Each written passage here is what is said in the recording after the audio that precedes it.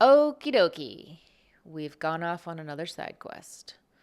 Um, I guess, yeah, everything is just a series. Life is just a series of side quests. I'm not sure what the main quest is. I'll get back to you on that in like, I don't know, 40, 70 years.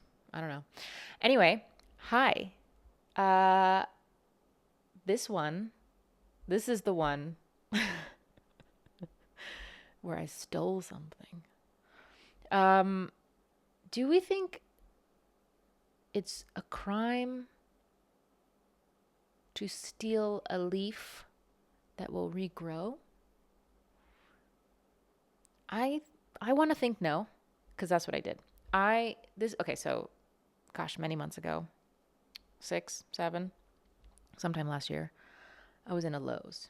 I was in the outdoor garden portion of a Lowe's, and I walked by this plant with these beautiful orange and green and red leaves, and I don't know the name of this plant. It's everywhere, but um, one of the leaves just I don't know called to me. I mean, not really, but kind of.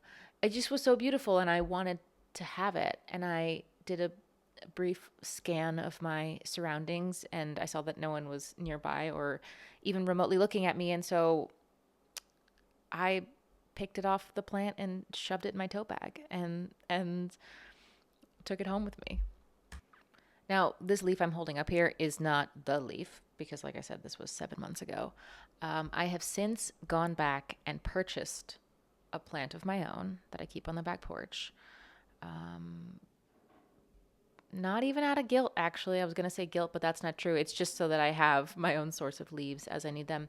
But here's the photo of the original leaf with like a little assemblage I did on my floor that I thought was interesting. And so I'm referencing the photo of the OG leaf for this painting. And then, yeah, for whatever reason, I don't remember the train of thought, probably because there wasn't one.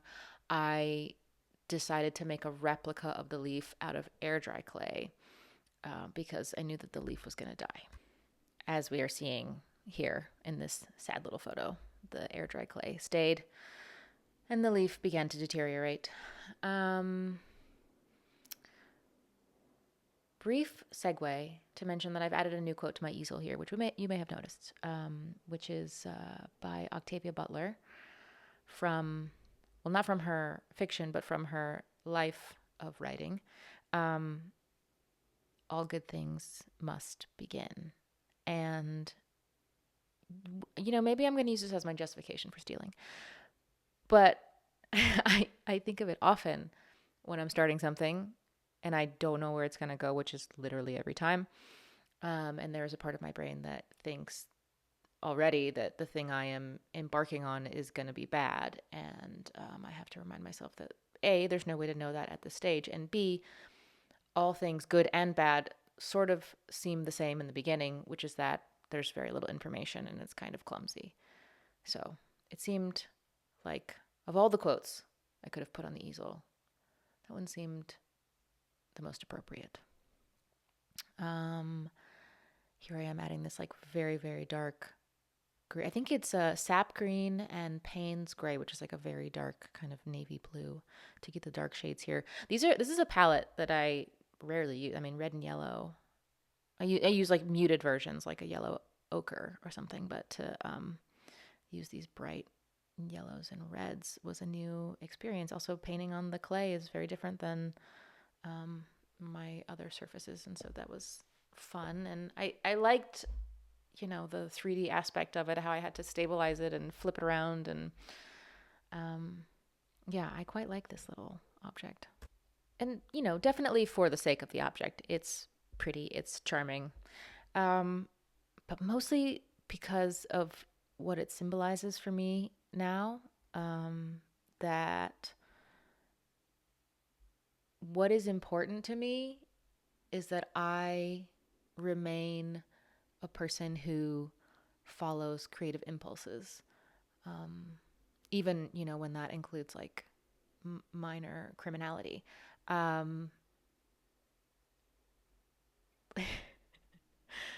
Yeah, it's important to me. It's important to me that I wanted to do something with the leaf and I didn't know what I wanted to do, but I trusted the desire enough and I didn't really know what I was doing with the air dry clay, but I trusted the desire enough to just keep going. I think this is like obviously a theme that just continually recurs because my brain is always trying to make sense of what I'm doing. And often that's hard to do in the moment, you know? It usually comes after. And so you're just like flying blind a lot. You're like, I don't know. This is what I thought of. So this is what we're going with. I switched to like a tinier brush here to make these little like speckles, freckles on the outer edges. And I think it's kind of where it starts to feel more three dimensional and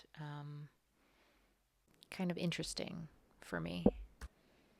Also, this whole like real leaf dead, fake leaf coming to life thing is very accidentally timely because I randomly picked up The Unbearable Lightness of Being. Maybe only like 70 pages in. And, but the novel starts off with like a very direct philosophical conversation about a Nietzsche thought experiment called The Eternal Return. And it's this question, this idea that if every single moment of your life were to repeat forever and ever, how would that affect how you feel about things that happen, things that you do? And of course, lots of philosophy aims to poke at and make sense of the fleeting nature of all things. And so I think it's an interesting question. Like, what if they weren't? What if they continued on forever? And I think there's something sort of poetic about this leaf that I was so dazzled by it that I had to just take it. And yet it died. And yet the plant, will regenerate. But like that leaf is gone. And to make like an air dry clay replica is maybe an attempt to subvert that natural process. And yeah, I think that's not quite what the theory is getting at, but I think that those questions are related. They're dealing with like the ephemeral nature of all things and the weight of those things. There's my leaf. Don't report me.